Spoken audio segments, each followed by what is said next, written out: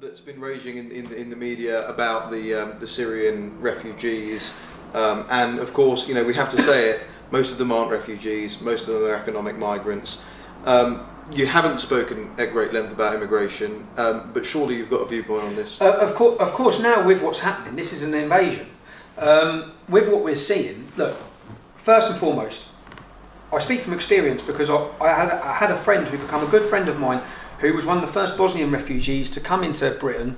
He was welcomed at Luton Airport and he was brought into a family's house in my road, and I've seen the success story of him. Yeah, he's been brought up not in the mosque, not in a predominantly Muslim community. He's turned out a great lad. Yeah, and he's worked, and so's his sister. He didn't come here with 100 men. Yeah, he come here with his little sister and his mum. His father had been killed. Yeah, that's a refugee. That is a refugee who deserves and needs help. I don't think that right now Britain is the place to help every Muslim refugee coming out of Syria. I think we should have set up a safety buffer zone a long time ago.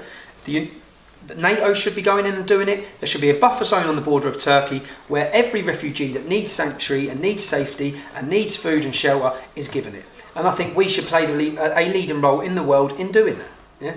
I don't think we're solving any problems by telling everyone they can come into our country, because what you're actually doing is encouraging all these people to make this treacherous and dangerous journey, and they're dying, they're suffocating, and that's not our fault, that's our leaders' fault for who are telling them, come on over.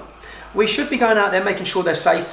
The problem you've got now is playing on people's heartstrings. The picture of this young child, who I've read reports saying he only knew fear. Well, he actually lived in Turkey for years in a safe house, and his dad had a job. So his father was an economic migrant, again coming for a better life. Now, we can't blame them for coming for a better life, because of course they want to come for a better life. Who doesn't want a better life?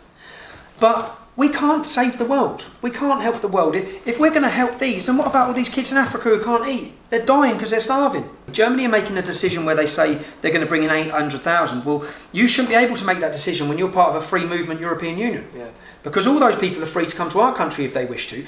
And I'm not being funny, next time I fly out the airport, I'm going to get really annoyed when they start patting me down and tell me I can't bring a bottle of water when they've got open borders of hundreds of God knows who ISIS militants running through fields into our country. You didn't frankly have the balls to put country before party.